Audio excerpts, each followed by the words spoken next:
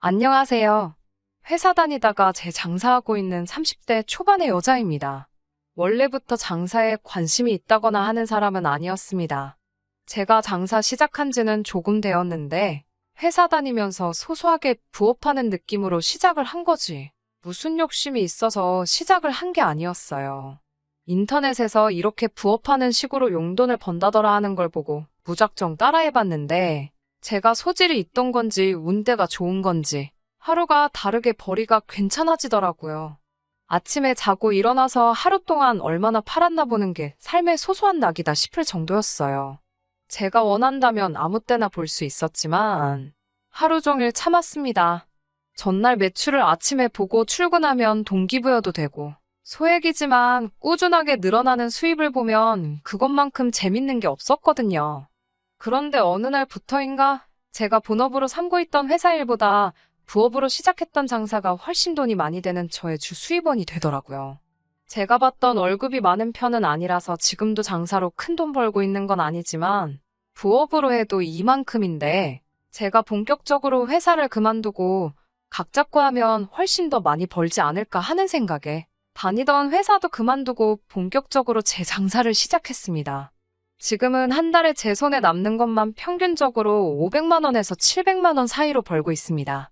뭐 어디 가서 자랑할 정도로 많은 편은 아니지만 그래도 제가 받던 월급 생각하면 거의 2배 이상을 벌게 되었으니 이 정도도 굉장히 과분하다고 할 수 있습니다. 아무튼 그때 장사하면서 만나던 남자친구가 현재의 남편이 되었습니다.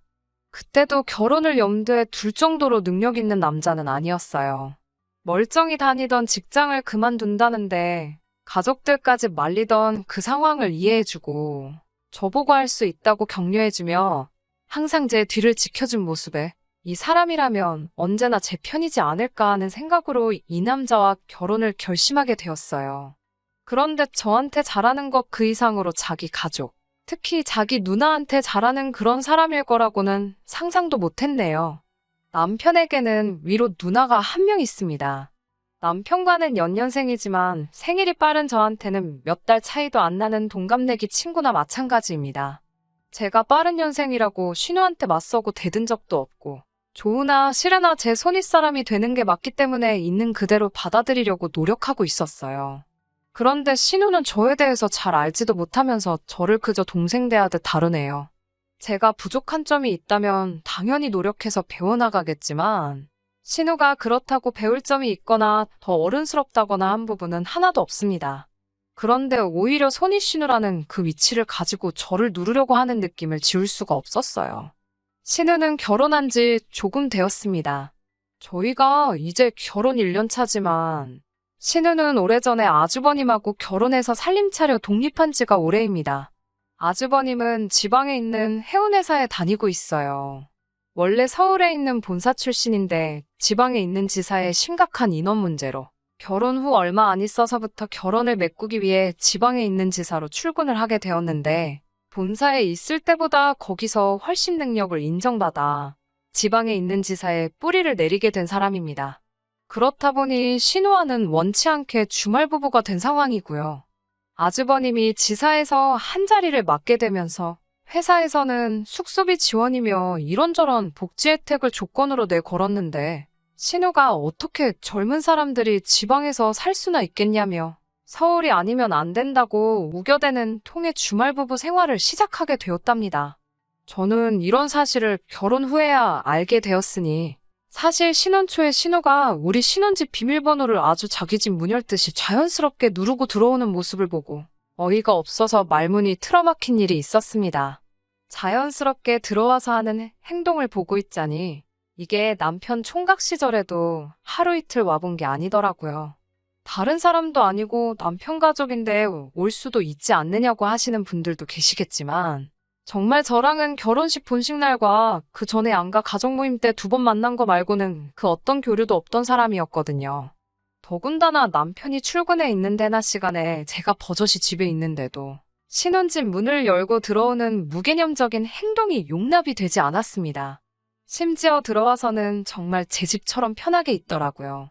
자연스럽게 제가 먹으려고 사놓은 주스를 한 컵 따라서는 소파에 발 뻗고 편하게 앉아 TV를 보더라고요. 제가 이게 경우 없이 뭐 하시는 거냐는 식으로 눈치 주듯이 쳐다보기는 했는데 신우는 뻔뻔하게도 자기는 신경 쓰지 말고 볼 일 있으면 일 보라고 하고 아주 자기 집처럼 드러누워서 쉬고 있더라고요. 저녁에 퇴근한 남편 불러 세워서 이게 무슨 꼴이냐고 따졌어요.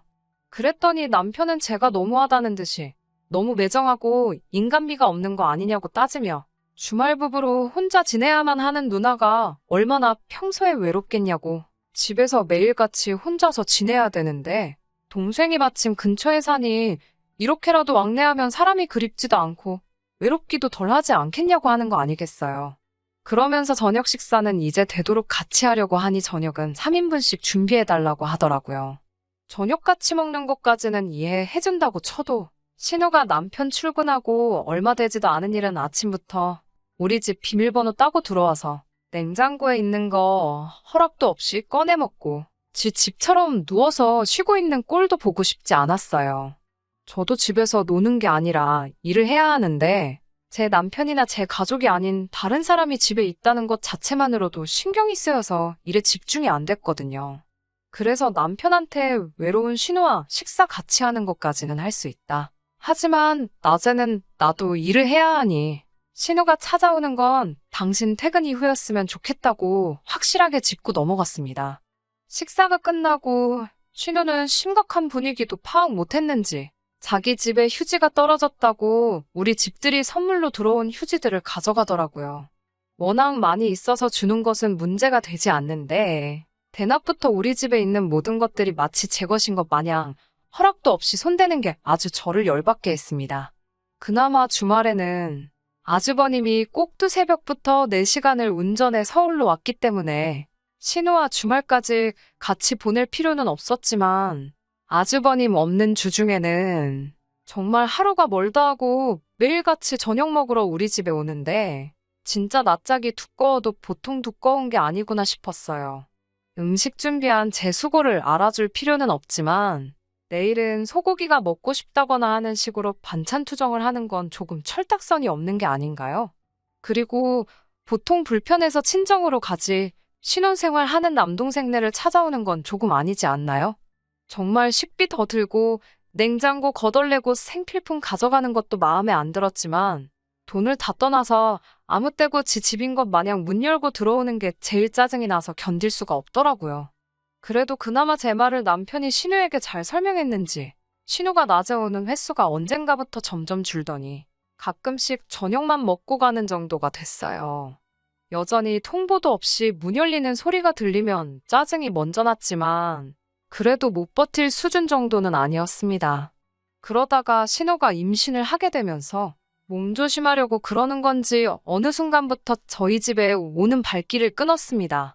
솔직히 그 기간 동안 너무 평화롭고 행복했어요. 그런데 기어이 임신한 신우 때문에 이렇게 피를 보게 되었네요. 제가 장사하는 물건들 홍보나 마케팅 쪽의 목적으로 제가 소셜 네트워크에 신경을 많이 쓰는 편이거든요. 팔로워 수도 많고 아무래도 제가 올리는 사진 그 자체가 광고처럼 쓰이기 때문에 주변 시선을 많이 의식해서 올리고 있어요. 기본적으로는 남편하고 나들이 간 사진부터 외식한 사진까지 전부 올리고 있기는 하지만 그 사진들도 전부 제가 파는 것들을 의도적으로 눈에 확 들어오게 편집해서 제 사진 보는 사람들로 하여금 구매 욕구를 불러일으키는 방법을 쓰고 있었습니다. 그런데 얼마 전에 제가 판매하는 식기류를 홍보하기 위해 찍은 사진에 신우가 댓글을 달았더라고요. 식기류를 광고하기 위해서 친구들 몇 명 초대해서 홈파티 하듯이 꾸며놓고 거기에 파스타, 스테이크며 샐러드 같은 겉보기에 조금 있어 보이고 화려한 음식들로 구성해서 사진을 몇 개 찍어서 올린 적이 있어요. 신우는 거기에 댓글로 나도 먹고 싶다 라고 달아놨더라고요. 그런데 문제는 신우가 그 댓글을 단지 1시간도 안 돼서 회사에 있는 남편에게서 전화가 왔어요. 당장 그 사진들을 지우라고요. 내가 일하는데 필요해서 찍은 사진들인데 그걸 왜 지우라고 그러냐 따졌더니 신우가 그 사진 보고 얼마나 소외감이 들겠냐고 누가 보면 임신하고 혼자 지내는 신우는 나 몰라라 하고 우리만 떵떵거리며 집에다 사람 불러서 파티하고 그러는 줄 알겠다고 남들이 손가락질 할 일이고 매형이 우리가 신우 서운하게 한 걸 알게 되면 우리를 가만두지 않을 거라고 하는데 당연히 저는 못 지운다고 했어요. 일하는데 필요한 거라 일부러 시간 들이고 돈 들여서 만든 사진이고 아직 투자한 거 본전도 못 뽑았는데 신우가 음식 맛있어 보인다는 말 한마디 했다고 그 사진을 지우라고 하는 거냐고. 그렇게는 못하겠고 정 지우고 싶으면 이번 사업 손익분기점에 준하는 돈을 내놓던가? 그게 싫으면 그냥 가만히 있으라고 했습니다. 당장 남편도 회사에 나가긴 하지만 제 수입이 훨씬 좋은 편인 걸 알기 때문에 뭐라 큰 소리는 못 하더군요. 그래서 남편에게 한마디 더 했습니다. 신우가 자기도 먹고 싶다고 말하는 것까지 어떻게 일일이 신경 쓰면서 사냐고요. 적당히 선만 지키면 될 텐데 자꾸 도를 지나쳐서 멀쩡한 신우까지 저로부터 하여금 욕먹게 만들고 있는 거 아느냐고 쏘아붙이니 입이 10개라도 할 말이 없는지 전화기 너머로 아무 말도 없더라고요. 그런데 이렇게 신우가 먹고 싶어 하는 걸 가지고 제 속을 아주 뒤집어 놓을 줄은 정말 상상도 못했어요. 한참 새벽에 자고 있는데 남편이 자다 말고 우당탕 하면서 뛰쳐나가는 소리가 들리더라고요. 그날은 저도 일이 늦어진 편이라서 마침 잠에도 늦게 들을 수밖에 없었는데 잠이 부족한 걸 떠나서 남편이 뜬금없이 제게 아무 말도 안 하고 잠옷차림으로 후다닥 뛰쳐나가니 걱정이 더 되더라고요. 얼마나 급하게 나갔는지 전화기는 또 두고 나가서 어디 간 건지 무슨 일인지 연락이 안 되고 잠이 덜 깬 와중에 정말 너무 걱정이 돼서 이러지도 저러지도 못하고 있다가 남편이 무슨 연락을 받고 나간 건지나 확인해보자 하고 남편 전화기를 켰더니 마지막에 통화한 사람이 신우더라고요. 그러고 얼마 안 있어서 제 핸드폰에 문자 수신음이 들려서 확인해보니까 근처에 있는 24시간 하는 순대국밥집에서 결제가 한 번, 그리고 5분도 안 있어서 그 옆에 있는 편의점에서 3만 원이 결제가 되었습니다. 혹시나 하는 생각을 가지고 있었는데 1시간 있다가 지친 모습으로 터덜터덜 남편이 집 안으로 들어오더라고요. 무슨 일 때문에 그렇게 급히 나갔냐 물었는데 갑자기 급한 볼 일이 있었다며 정확히 무슨 일인지는 저에게서부터 숨겼어요. 신우 전화 받고 나간 거 다 알고 있고 너 나가면서 들고 나간 거 내 카드였다고 말해줬더니 그제서야 신우가 먹덧이 심한데 먹고 싶은 게 있다고 연락이 와서 그걸 사다 주고 오는 길이랍니다. 이 인간아, 그걸 남편도 아닌 동생이 왜 다녀오냐 성질을 냈더니 매형이 멀리 있지 않냐고 동생인 자기라도 해줘야지 않겠냐며 더 말하지 말라는 듯이 이불을 얼굴까지 뒤집어 쓰고는 등을 돌려누웠습니다. 매번 니네 누나가 뭐 먹고 싶다고 할 때마다 이렇게 새벽마다 출동할 거냐고 하니까 그건 상황 봐서라고 하는데 곧 죽어도 이번에만 다녀온 거고 다음부터는 가지 않겠다는 말을 하지는 않더군요. 물론 신우 임신? 축하받아 마땅한 일이기는 하지만 제 남편까지 동원돼서 신우 뒷바라지를 해줘야 할 이유 없다고 생각합니다. 남편이 아직 총각이면 모를까. 이제 저도 있는데 새벽에 이런 걸로 연락하는 게 저는 어떤 이유라도 좋게 생각되지가 않으니까요. 남편에게서 1순위는 아내인 저여야지. 저를 후순위로 미루고 제 앞에 신우나 시가족이 와서는 안 된다고 말해줬습니다.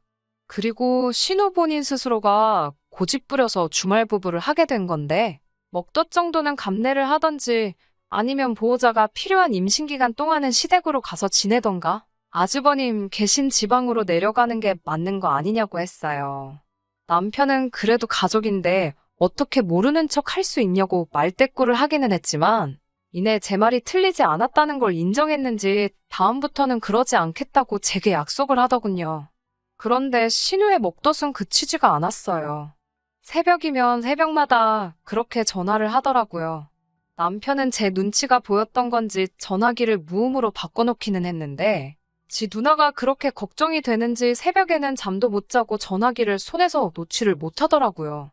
그리고 어이가 없게도 새벽에 제가 잠든 거 확인하고는 또 신우한테 가려고 하는 거 아니겠어요. 억지로 자는 척을 하고 있었는데 아주 제가 깊은 잠에 들었다는 확신이 생겼는지 또 제 가방을 뒤적거리더니 제 카드를 꺼내들고는 먹덧하는 신우가 먹고 싶어 하는 거 사주러 나가더라고요.